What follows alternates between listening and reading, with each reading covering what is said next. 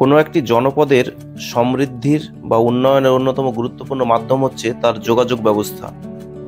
আর সেই যোগাযোগ ব্যবস্থায় যদি ট্রেন লাইন বা রেল লাইনের মাধ্যম থেকে থাকে তাহলে সেই জনপদ খুব দ্রুতই সমৃদ্ধি লাভ করে। আজকে আমরা এমন একটি জনপদ থেকে রওনা দেব যেখানে স্বাধীনতার এত বছর পরেও কিন্তু কোনো ট্রেন বা রেল লাইনের যোগাযোগ ব্যবস্থা গড়ে ওঠেনি।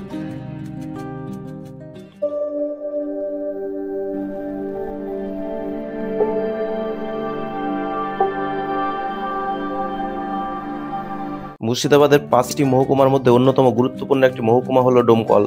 আর এই ডোমকল মহকুমা এমন একটি মহকুমা যে মহকুমায় আজ পর্যন্ত স্বাধীনতার এত বছর পরেও কিন্তু রেল যোগাযোগ ব্যবস্থা গড়ে ওঠেনি। এই যে জায়গাটি দেখছেন এটি হলো মুর্শিদাবাদের ডোমকল মহকুমা রানীনগর থানার অন্তর্গত সুখদেবমাটি গ্রাম। এইখানে একটি বাস স্টপেজ আছে, এই বাস স্টপেজ থেকে আমরা বাস ধরবো।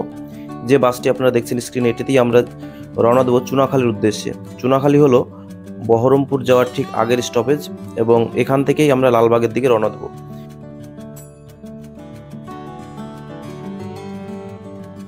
এখন আমরা যে জায়গাটা আছি এটি হলো চুনাখালী। আমরা এখানে নেমে গেছি এবং এখান থেকে আরো একটি অটো ধরে আমরা লালবাগের উদ্দেশ্যে রওনা করছি। এবং লালবাগের উদ্দেশ্যে যেতে যেতে বলি যে এই চুনাখালী বাস স্ট্যান্ড থেকে লালবাগের দূরত্ব 7.5 কিলোমিটার এবং লালবাগ আস্তাবল মোড়ে আমরা নামবো। সেখান থেকে আবার অটো কিংবা টোটো ধরে আমাদের যেতে হবে জিয়াগঞ্জের নিমতলা ফেরিঘাট। অতঃপর সেখানে ফেরি ধরে আমাদের পার হয়ে পৌঁছাতে হবে আজিমগঞ্জ এবং সেখানে থেকে প্রায় আরও 1 কিলোমিটার হেঁটে আমাদের পৌঁছাতে হবে আজিমগঞ্জ জংশন। অর্থাৎ আমাদের ট্রেন ধরতে গেলে এই অঞ্চলে মানুষকে এতটা সমস্যা ভোগ করতে হয়। যাওয়ার পথে রাস্তা দেখলাম বেশ কাজ হচ্ছে। লালবাগ যাওয়ার পথে এই রাস্তাটা বেশ ন্যারো ছিল, রাস্তাটাকে বেশ চওড়া করা হচ্ছে। অর্থাৎ রাস্তার এক সাইডটা প্রায় 6 থেকে 7 ফুট চওড়া রাস্তাটি করা হচ্ছে।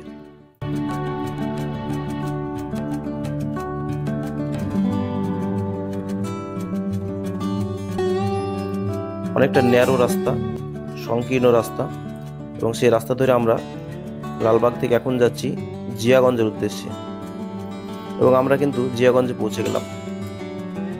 রাস্তায় বেশ কয়েকটা মিষ্টির দোকান লক্ষ্য করবেন জিয়াগঞ্জে, তার মধ্যে এই মিষ্টির দোকানটা বেশ নাম করা এবং এই মিষ্টির দোকানের সুখ্যাতি সর্বত্রই রয়েছে এবং অরিজিৎ সিংয়ের শহরের জিয়াগঞ্জের এই মিষ্টির দোকান। এখান থেকে বরাবরই মিষ্টি নিয়ে থাকি, বেশ ভালো হয় এদের মিষ্টি। দোকানটার নাম ঠিক মনে না পড়লেও এটি ঘোষেদের মিষ্টির দোকান বলে সকলেই চেনে। এখানে পরপর 3-4টে দোকানের মধ্যে এই দোকানটি প্রথমে পড়বে। অতঃপর আমরা রওনা দিলাম নিমতলা ফেরিঘাটের উদ্দেশ্যে। যেতে গিয়ে অবশ্যই চোখের সামনে ভেসে উঠবে এই আবক্ষ মূর্তিটি। তো অতঃপর আমরা নেতাজি সুভাষচন্দ্র বসুকে রেখে ডান দিকে নিমতলা ফেরিঘাটের উদ্দেশ্যে রওনা দিলাম। সামান্যই পথ, তাই হেঁটেই পার হচ্ছিলাম।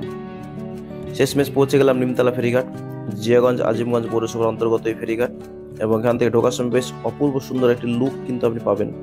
বেশ এখান দিয়ে যখন আপনি ঘাটে নামবেন তখন কিন্তু একটা অসাধারণ ভিউ আপনি লক্ষ্য করবেন এবং সামনে দেখবেন ভাগীরথী, যে ভাগীরথীর বুক জুড়ে বয়ে গেছে বহু ইতিহাস, অনেক ইতিহাসের সাক্ষী ভাগীরথী। সেই ভাগীরথীর বুকেই আপনি দেখবেন এ ধরনের বড় বড় নৌকা, যাতে করে আপনি মানুষ থেকে শুরু করে সমস্ত পণ্য থেকে শুরু করে বড় বড় গাড়ি, 2 চাকার বাহন থেকে শুরু করে 4 চাকা সবকিছুই কিন্তু নদীর এই পার থেকে ওই পারে নিয়ে যাওয়া হয়। কারণ এখানে নেই কোনো ওভারব্রিজ এবং বিপদ সংকুল এই পথটি মানুষ প্রায় পার করে থাকেন। তো যাই হোক, এই ঘাটে আসার পর এই নৌকোতে লোক না হওয়া পর্যন্ত তারা ছাড়তে চায় না। অনেক সময় এই করে দেখা যায় যে ওই পারে আজিমগঞ্জ জংশন আপনার ট্রেন বেরিয়ে গেল, আপনি এই পারে ঘাটের এই পারে নৌকাতেই থেকে গেলেন। এমনও হয়েছে আমার সঙ্গে 1-2 বার। তো যাই হোক, লোক ভরাট হওয়ার পরে এই নৌকাটি ছাড়বে। অনেক সময় এমন হয় যে লোকের চাপে ওভারলোড হওয়ার পরে তারা ছাড়ে। তো যাই হোক, নৌকাটি ছেড়ে দিল এবং নৌকাটি যখন চলতে শুরু করলো তখন কিন্তু এই ঘাট থেকে নদীটার এক অসাধারণ অপূর্ব মনোরম দৃশ্য আপনি দেখতে পারবেন। এবং যখন নৌকাটি এক প্রান্ত থেকে আরেক প্রান্তের দিকে যাবে, যতই আপনার আজিমগঞ্জের দিকে সরে যাবে, জিয়াগঞ্জের ঘাটটি বেশ অপূর্ব সুন্দর লাগতে থাকবে। এবং মাঝপথে দেখবেন ওই দিক থেকে আজিমগঞ্জের দিক থেকে আরো একটি নৌকা আসবে, সেই নৌকাটির সঙ্গে এই নৌকাটি ক্রস হবে। এই দেখতে দেখতেই কিন্তু আপনি চলতে থাকবেন এই 6-7 মিনিটের পথ আজিমগঞ্জের উদ্দেশ্যে। এই দিক যে দিকটি দেখতে পাচ্ছেন এটি হলো কিন্তু জিয়াগঞ্জের সাইড। আস্তে আস্তে নৌকাটি কিন্তু জিয়াগঞ্জের দিক থেকে আজিমগঞ্জের দিকে এগিয়ে চলেছে। এবং ওই দিক থেকে আজিমগঞ্জের দিক থেকেও কিন্তু নৌকা আসবে, সেটাও কিন্তু আপনারা দেখতে পাবেন। এই যে নৌকাটি আসছে এটি কিন্তু আজিমগঞ্জের দিক থেকে জিয়াগঞ্জের দিকে আসছে। এইভাবে প্রতিদিন প্রচুর মানুষ জিয়াগঞ্জ থেকে আজিমগঞ্জ এবং আজিমগঞ্জ থেকে জিয়াগঞ্জে পারাপার করে থাকেন। এবং এই মরশুমে, এখন বর্ষাকাল নয়, এখন শীতকালের শেষের দিক, বসন্ত আসতে চলেছে, কিন্তু এই সময় নদীতে কিন্তু প্রচুর জল আপনি লক্ষ্য করবেন।